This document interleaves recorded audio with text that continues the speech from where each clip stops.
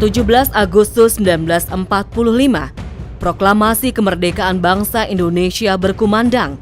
Kemerdekaan yang digerakkan oleh semangat yang terus menyala selama berabad-abad lamanya.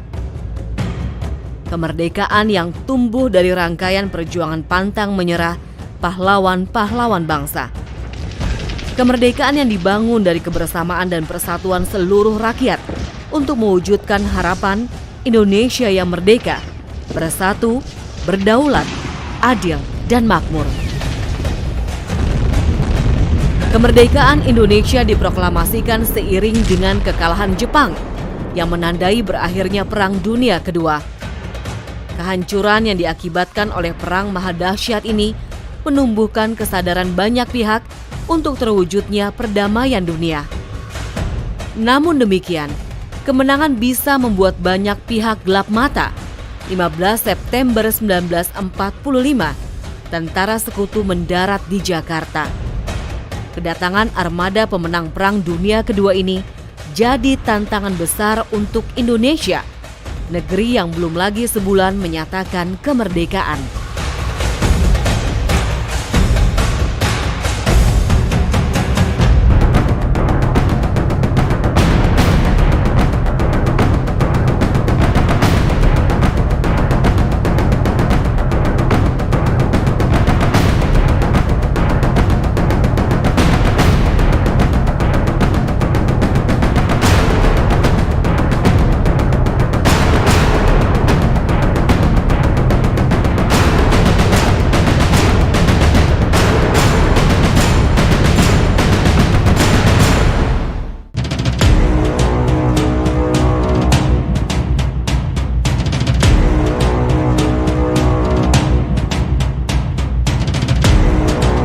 Dari semenjak mula, Nika Belanda yang membonceng armada sekutu telah menunjukkan niat jahat mereka. Belanda menempatkan Indonesia tidak lebih sebagai wilayah koloni jajahan yang kini akan kembali mereka kuasai. Sementara bala tentara Inggris yang menjadi pimpinan sekutu seakan memandang sebelah mata kemerdekaan yang telah dikumandangkan bangsa Indonesia. Pertempuran tak bisa dielakkan. Seluruh rakyat bersatu menunjukkan kepada dunia bahwa Indonesia adalah bangsa yang merdeka. Seruan merdeka atau mati mengobarkan semangat perlawanan. Seluruh rakyat membusungkan dada berjuang dengan bambu runcing, senapan, dan segala rupa senjata yang dirampas dari tentara Jepang yang kalah perang.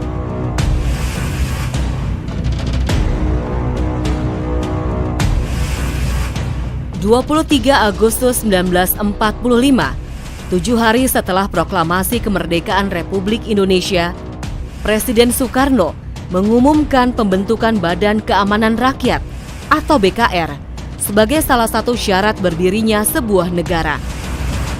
Pembentukan BKR mendapat dukungan dari segenap bangsa Indonesia. Setelah proklamasi tahun 17 Agustus 1945, soal keamanan dan ketentaraan itu belum sempat dibahas oleh presiden dan wakil presiden pada saat itu. Tetapi kekuatan-kekuatan penjaga keamanan saat itu sudah tersedia yang terdiri dari barisan pelopor dan barisan banteng ya pada saat itu. Nah ini yang mungkin menjadi cikal bakal adanya BKR. Nah pada saat itu juga gangguan dari tentara Belanda yang berwujud tentara Nika itu juga semakin merajalela di mana-mana. Jadi memerlukan sebuah bentuk penjagaan terhadap orang-orang penting Republik pada saat itu. Dan juga ada permintaan dari pihak sekutu juga untuk ikut membantu mengurus para tawanan perang yang ditawan oleh Jepang. Penamaan Badan Keamanan dan bukan tentara bisa menggambarkan bagaimana kerumitan di awal kemerdekaan. Pada masa itu, seluruh lapisan masyarakat bergerak menjadi laskar-laskar bersenjata. Tentu saja, tidak mudah menyusun dan menggabungkan sekian banyak elemen itu dalam satu kesatuan yang utuh dan padu. Baru pada 5 Oktober 1945, Secara resmi, Indonesia memiliki tentara dengan nama Tentara Keamanan Rakyat atau TKR. Terbentuknya Tentara Keamanan Rakyat juga dilatar belakangi oleh keinginan para anggota BKR dan pemuda pejuang untuk membentuk suatu tentara nasional Indonesia yang resmi. Dilihat daripada pengumuman pemerintah, ya kan, pada bulan Oktober November, agar bekas-bekas heho, bekas-bekas peta, bekas-bekas tentara Belanda, Kenel dan sebagainya, juga berbagai orang pemuda-pemuda yang berminat untuk menjadi tentara yang berumur 18 tahun lebih, silakan mendaftarkan diri pada pusat-pusat yang telah ditunjuk. Sejak saat itu berduyun-duyunlah orang-orang untuk mendaftarkan diri sebagai anggota TKR.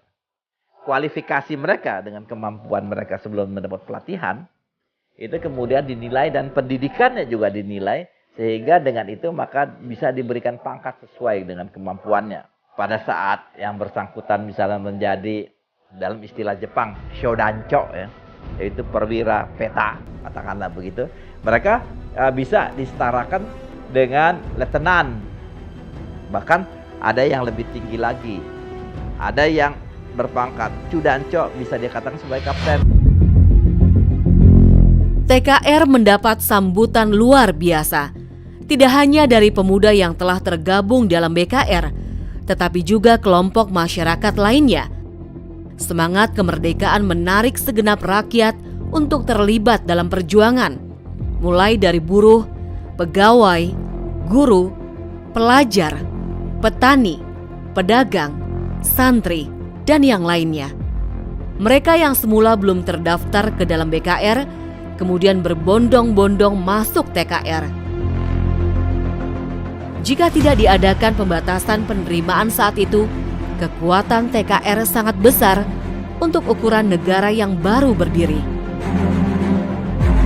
Situasinya adalah kita terlalu lama menjadi bangsa yang terjajah, ya.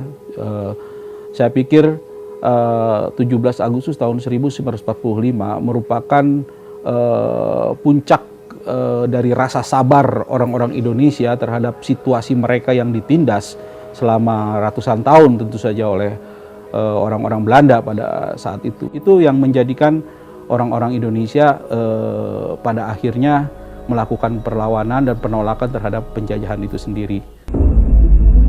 Setelah terbentuk TKR pada tanggal 6 Oktober 1945, Presiden Soekarno mengangkat Suprijadi sebagai Menteri Keamanan Rakyat dan pemimpin tertinggi TKR. Saya pikir ini dikaitkan juga dengan hubungan baik antara Bung Karno dengan Suprijadi sebelum terjadinya proklamasi. Sebelum terjadinya pemberontakan peta Blitar, itu Suprijadi pernah datang kepada Bung Karno. Suprijadi meminta izin untuk melakukan pemberontakan terhadap pendudukan Jepang karena dia sudah merasa tidak nyaman, merasa tidak tahan melihat penderitaan rakyat di bawah pendudukan Jepang. Maka dia menyatakan bahwa pasukannya sudah siap untuk melakukan pemberontakan. Tetapi pada saat itu Presiden Soekarno sendiri menolak untuk memberikan izin karena dia melihat bahwa itu sebuah tindakan yang sangat konyol dan pasti akan berakhir kepada kehancuran semuanya, terutama kehancuran pasukannya Suprijadi. Tetapi karena Suprijadi pada saat itu tetap bersikeras, maka terjadilah pemberontakan Blitar. Dan tetapi diam-diam keberanian Suprijadi ini sangat dikagumi oleh Bung Karno. Ada juga bentuk dari penyangkalan dari Soekarno. Soekarno kan jauh sebelum terjadinya proklamasi, dia disimbolkan sebagai kekuatan yang kolaborator Jepang, ya. Dia sering memuji Jepang, dia sering mengecam sekutu, dan dia juga terlihat berpihak kepada Jepang dalam perang Asia Timur Raya. Tetapi dalam kenyataannya, justru ketika Indonesia merdeka 17 Agustus tahun 1945, Suprijadi diangkat sebagai orang yang memberontak terhadap Jepang. Nah, ini mungkin untuk menyimbolkan bahwa apa yang dilakukan oleh Soekarno di masa lalu itu hanya sebagai tindakan politik saja. Dalam kenyataannya ketika tujuan sudah tercapai, Indonesia merdeka 17 Agustus tahun 45 proklamasi, justru Bung Karno kembali lagi ke platform semula bahwa Indonesia harus dibangun oleh orang-orang yang mencintainya, orang-orang yang mau mengorbankan darahnya untuk proklamasi itu sendiri. Suprijadi adalah salah satu yang dianggap cocok untuk Bung Karno.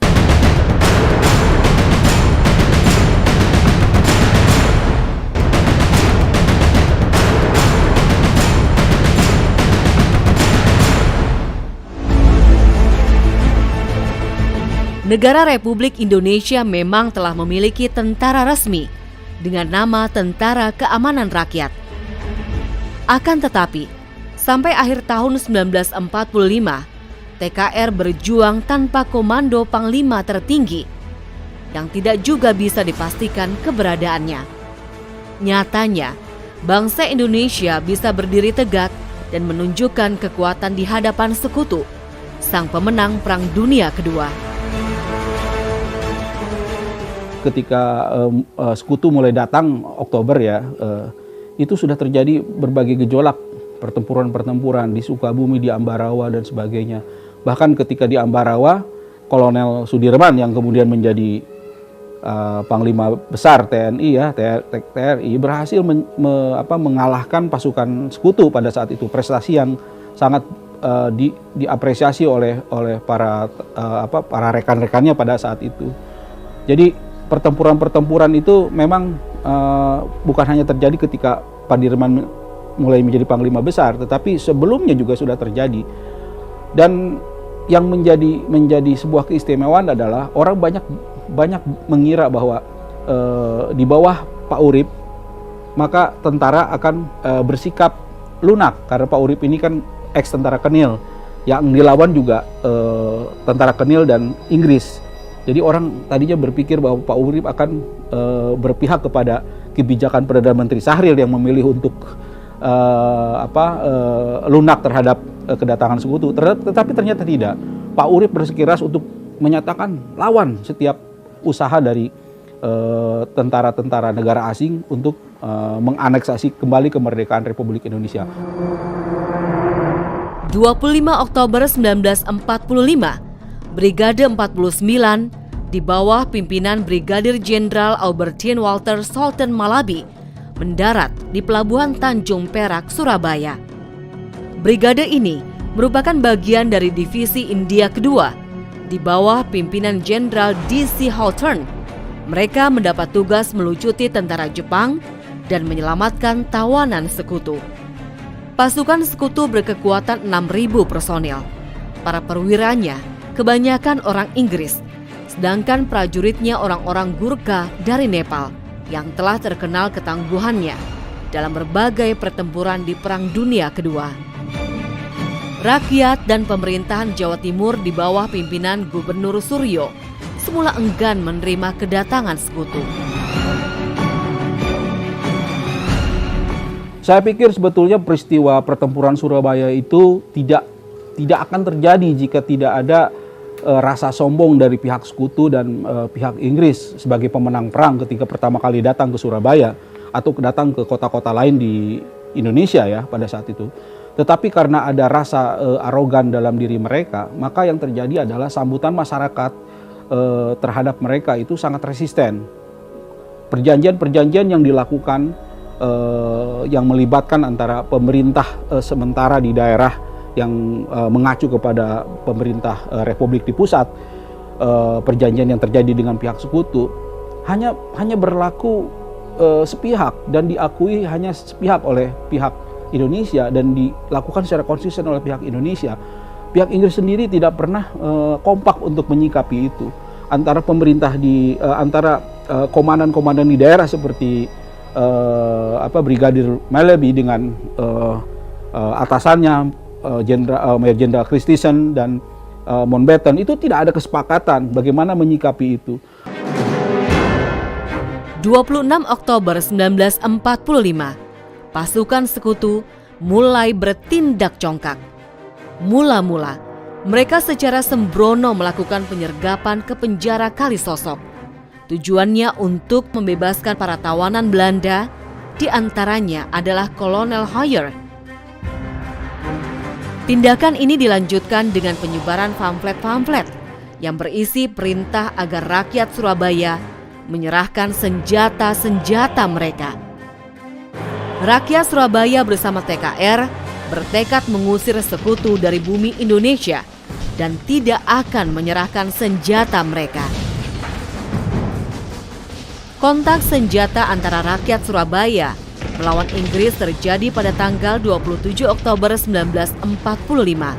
Para pemuda dengan perjuangan yang gigih dapat melumpuhkan tank-tank sekutu dan berhasil menguasai objek-objek vital. Strategi yang digunakan rakyat Surabaya adalah dengan mengepung dan menghancurkan pemusatan tentara Inggris, kemudian melumpuhkan hubungan logistiknya. 28 Oktober jam 5 sore, secara serentak seluruh rakyat Surabaya menyerang pertahanan pasukan Inggris. Selama 3 hari pertempuran, pasukan Malabi kewalahan. Kemampuan tempur lapangan Malabi terbilang minim karena dia adalah perwira staf yang lebih sering bekerja di balik meja. Malabi pun meminta bantuan ke atasannya di Singapura, Letnan Jenderal Sir Philip Christison, Panglima pasukan sekutu kawasan Asia Tenggara. Christison memberi perintah untuk mengajak Soekarno dan Hatta ke Surabaya. Lewat 2 proklamator inilah, Christison berharap rakyat Surabaya bisa menghentikan pertempuran. Dan Wakil Presiden dan juga Amir Syarifuddin sebagai Menteri Penerangan. Nah, itu bisa diatasi sementara, tapi pada tanggal 30 Oktober, Panglima Brigade itu, yaitu Brigadir Malabi, itu gugur, tinggal. Makanya Inggris tidak mau tahu urusan, mengadakan ultimatum, di mana pada tanggal 10 November, ya kan, ultimatum itu tidak dihiraukan oleh pasukan Indonesia, terjadilah perang besar. Kematian Malabi menjadi pukulan keras bagi Inggris. Pasukan pemenang Perang Dunia Kedua ini tentu saja tidak bisa menerima kenyataan pahit yang mereka hadapi di Surabaya. Inggris marah besar. Mereka tidak lagi bersedia berunding dengan pemerintahan Indonesia. Ultimatum diberikan, pasukan tempur dikerahkan besar-besaran. Ultimatum ini berisi seruan agar seluruh rakyat Surabaya beserta pemimpin-pemimpinnya menyerahkan diri dengan senjata, mengibarkan bendera putih, dan dengan tangan di atas kepala berbaris satu persatu. Jika pada pukul 6 pagi ultimatum ini tidak diindahkan, maka Inggris akan mengerahkan seluruh kekuatan darat, laut, dan udara.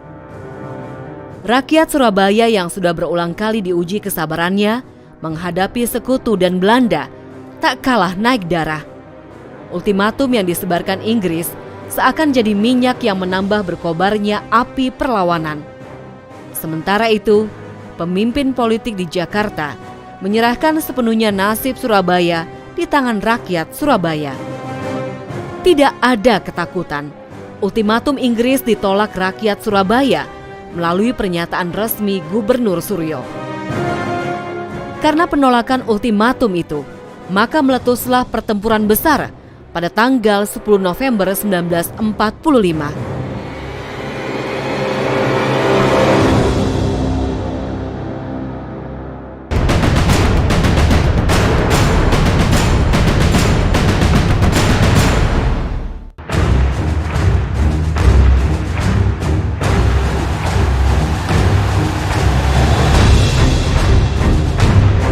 Kekuatan Inggris untuk membalas dendam sangat menakjubkan.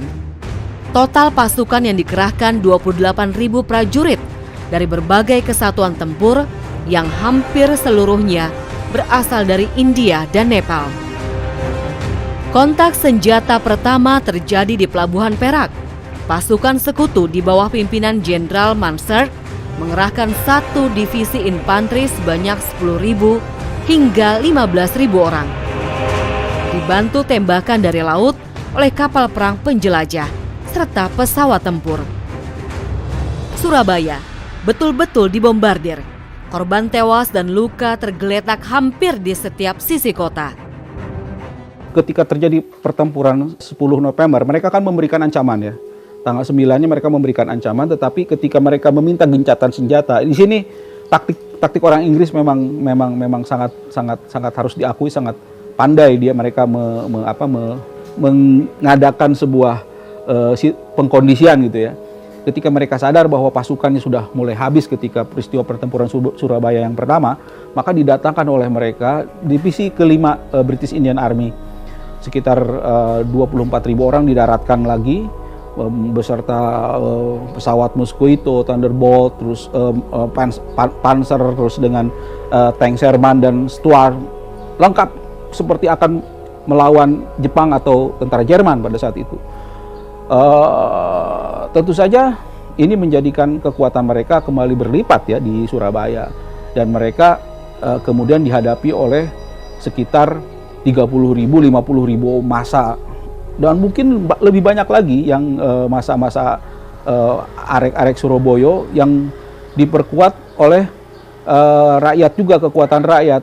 Jadi menurut catatan orang Inggris, hanya 20.000 orang yang mendapatkan didikan Jepang, tetapi mereka bisa bertempur selayaknya orang-orang nekat, dan ini yang menyebabkan orang-orang pertempuran Surabaya itu bisa bertahan sampai 21 hari. Inggris mengira hanya butuh 3 hari untuk melumpuhkan kota Surabaya. Perkiraan itu meleset. 21 hari pejuang-pejuang Surabaya memberi perlawanan kepada tentara sekutu Inggris yang memenangkan Perang Dunia Kedua. Dalam pertempuran di Surabaya ini, seluruh unsur kekuatan rakyat bahu-membahu, baik dari TKR, PRI, BPRI, Tentara Pelajar, Polisi Istimewa, BBI, PTKR, maupun TKR Laut, di bawah Komandan Pertahanan Kota Sungkono. Fakta seperti itu tentu saja bisa dimengerti, karena di pihak Indonesia sendiri juga sudah banyak tentara-tentara atau pasukan-pasukan orang-orang sipil yang menjadi tentara yang berkemampuan untuk melawan kekuatan asing. Pada lini masa yang bersamaan, tentara sekutu dipimpin Brigadir Battle mendarat di Semarang 20 Oktober 1945. Pasukan ini bertugas melucuti tentara Jepang dan mengurus tawanan perang Belanda yang berada di Jawa Tengah. Kedatangan pasukan sekutu ini diterima dengan baik oleh pemerintah Jawa Tengah waktu itu. Pejabat setempat bahkan bersedia menyiapkan bahan makanan dan kebutuhan logistik untuk pasukan sekutu. Tentara sekutu pun berjanji tidak akan mengganggu kedaulatan Republik Indonesia. Pasukan sekutu kemudian bergerak menuju Ambarawa dan Magelang. Sesampainya di lokasi, pasukan sekutu justru mempersenjatai para tawanan perang. Aksi ini pun diketahui oleh tentara Republik.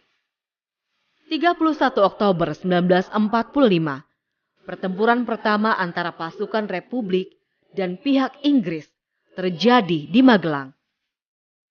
Untungnya insiden ini bisa diselesaikan setelah Presiden Soekarno dan Brigjen Battle mengadakan perundingan gencatan senjata.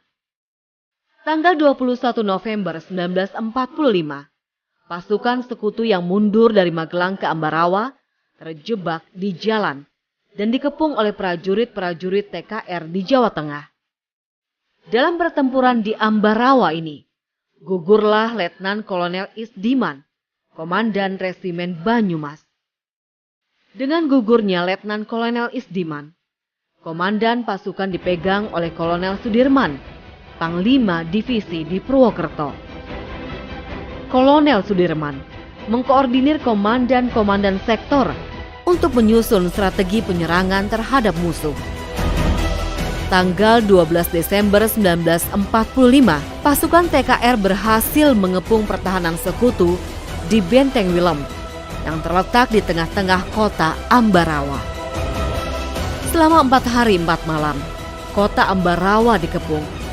Karena terus terjepit dalam kegentingan, pada 15 Desember 1945, pasukan sekutu meninggalkan Ambarawa menuju ke Semarang.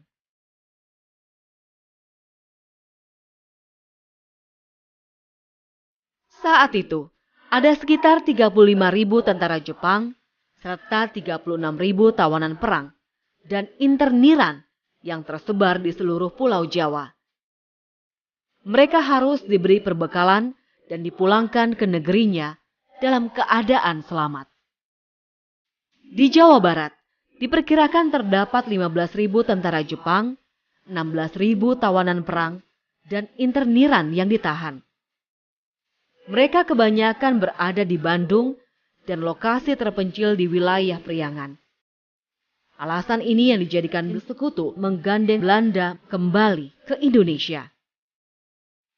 Indonesia memberikan izin, namun dengan catatan misi Sekutu tersebut dialihtugaskan kepada Tentara Keamanan Rakyat atau TKR setiap wilayah, sesuai dengan kesepakatan Brigadir Lauder dengan Haji Agus Salim pada 30 November 1945 di Batavia. Namun semua tak berjalan baik. Tentara Sekutu tidak memperlihatkan adanya kerjasama operasional dengan TKR.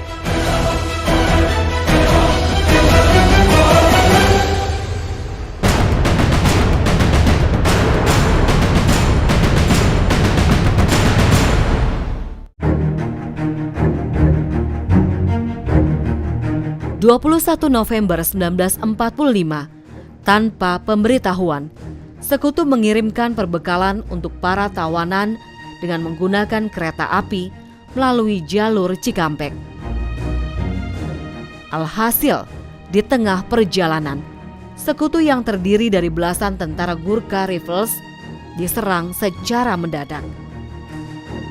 Melihat kondisi itu, Sekutu di Batavia memilih alternatif perjalanan lain, yaitu berkonvoi melalui Bogor, Sukabumi, Cianjur. Rute itu dianggap lebih aman dibanding jalur kereta api Cikampek. Namun Sekutu tidak menyadari bahaya yang menghadang di jalur Bogor hingga Cianjur. Di jalur itu sudah menanti para TKR Resimen 3 Sukabumi yang sudah mengamati gerak-gerik Sekutu sejak hilir mudik melewati jalur Bogor, Sukabumi, dan Cianjur tanpa koordinasi. Tentara Sekutu tadinya tidak pernah berpikir mereka akan dihajar dengan dengan serangan-serangan yang sifatnya pendadakan, pencegatan, yang itu menimbulkan korban yang banyak sebetulnya di kalangan mereka. Nah, tetapi dalam kenyataannya kejadian yang ada di sepanjang Bogor sampai ke Bandung, Sukabumi, Cianjur, itu pertempuran yang betul-betul pertempuran yang melibatkan tentara beneran, kalau istilah mereka itu, tentara yang tentara profesional. Mereka melakukan penyerangan-penyerangan dengan taktik-taktik ala Jepang, dengan taktik-taktik yang sesuai dengan buku-buku petunjuk militer yang dikeluarkan oleh Jepang. Pertempuran besar yang terjadi di sepanjang wilayah ini dari 9 sampai 12 Desember 1945 kemudian dikenal sebagai Perang Konvoi.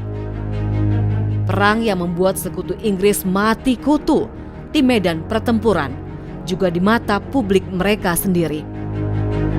Masyarakat Inggris tidak habis pikir dengan apa yang terjadi pada pasukan mereka. Pemenang Perang Dunia Kedua yang kemudian harus menemui pengalaman pahit yang dikenal sebagai neraka Tanah Jawa. Pada awal pergerakan mereka menuju Jawa, Inggris terlalu percaya kepada Belanda, pemerintah yang ada di pengungsian di Australia itu.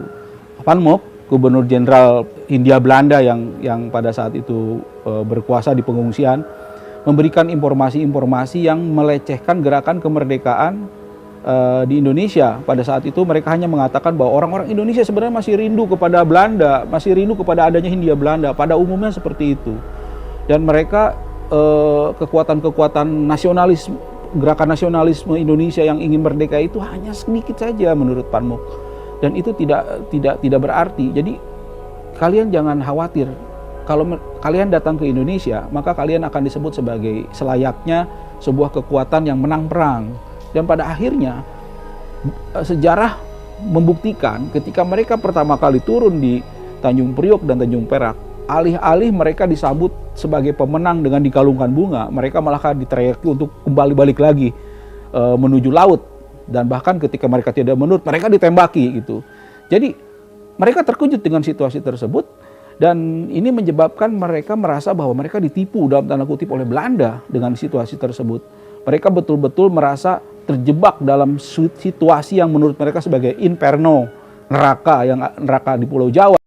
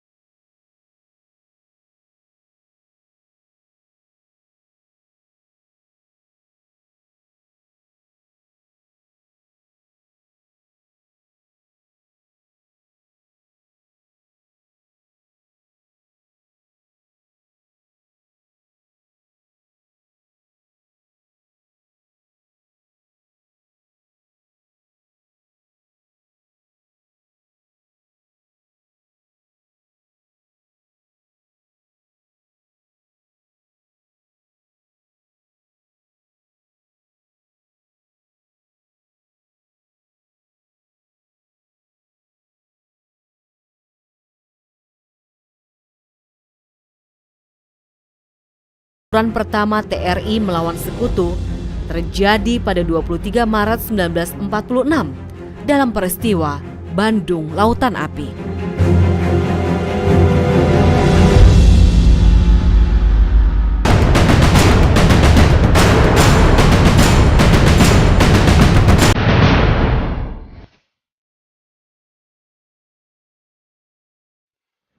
Oktober 1945, pasukan Inggris bagian dari Brigade MacDonald tiba di Bandung. Mereka datang untuk memulangkan tentara Jepang serta membebaskan warga Belanda yang menjadi tawanan perang. Pasukan Sekutu menempati bangunan besar seperti Hotel Holmen, Preanger, Gedung Denis di Braga, DVO, dan tempat-tempat strategis lain. Namun, kedatangan tentara Sekutu bersama pasukan Belanda ini memanaskan situasi di kota Bandung. Orang-orang asing ini kerap mengadakan provokasi dan mengganggu ketertiban massa. Inggris marah. Misinya di Bandung mendapatkan banyak hambatan dari pejuang. Akhirnya, Inggris memberikan ultimatum untuk membagi dua kota Bandung, membatasi rakyat dengan tentara Sekutu. Bandung adalah tempat berkumpulnya orang-orang Belanda, ya kan, yang ditawan oleh Jepang dan mereka dibebaskan pada tahun 45. Pihak Sekutu menganggap mereka harus dilindungi pihak sekutu datang ke ke Bandung, dan mereka itu mengadakan persetujuan setempat meminta kepada pemerintah RI supaya daerah Bandung Utara dikosongkan agar bisa menyelamatkan orang-orang Eropa ini yang berada di utara, itu daerah Dago dan sekitarnya. Pihak Indonesia berada di selatan. Tapi itu nggak cukup. Mereka tetap menginginkan bahwa si pihak Indonesia harus keluar dari kota Bandung. Akibat bentrokan yang terjadi terus-menerus, pada tanggal 20 Desember 1945, Inggris mengirimkan surat kepada pemerintah Indonesia. Mereka menuntut Bandung dikosongkan dalam radius 11 km pada 24 Maret 1946. Para pejuang terpaksa meninggalkan kota Bandung dengan marah dan berat hati. Kemarahan itu kemudian diwujudkan oleh para pejuang dengan menyerang markas-markas sekutu sambil membumi hanguskan kota Bandung bagian selatan. Keputusan melakukan strategi bumi hangus yang dikenal sebagai Bandung Lautan Api ini disiarkan Tentara Republik Indonesia pada pukul 14. Siaran itu berisi perintah agar semua pegawai dan rakyat harus keluar kota sebelum pukul 22. Tentara melakukan bumi hangus terhadap semua bangunan yang ada. Dan sesudah matahari terbenam, Bandung Utara diserang dari pihak utara dan dilakukan pula bumi hangus sedapat mungkin. Begitu pula bagi pejuang di Bandung Selatan agar melakukan penyusupan ke Bandung Utara. Minggu 24 Maret 1946 jadi hari bersejarah bagi warga Bandung. Diiringi hujan rintik-rintik, mereka mulai mengungsi dengan membawa barang sedapatnya. Menjelang maghrib semakin banyak rakyat yang berbondong-bondong mengungsikan diri ke arah selatan dan timur. Setelah membumi hanguskan Bandung menjadi lautan api, tentara dan laskar pejuang tidak menghentikan perlawanan. Mereka terus mengganggu dan mengancam posisi Belanda dengan taktik perang gerilya. Bandung Lautan Api, Bandung dibakar demi untuk menyatakan bahwasanya bangsa Indonesia tidak sudi untuk dikuasai kembali oleh pihak asing, begitu. Kemudian kita tahu, kemudian kita beralih kepada satu kondisi perjuangan diplomasi di mana kita berunding dengan Belanda. Pertama adalah perundingan Linggarjati. Perundingan Linggarjati terjadi pada bulan November, Oktober dan bulan November tahun 1946, dan itu tidak bisa langgeng. Segala sesuatunya selalu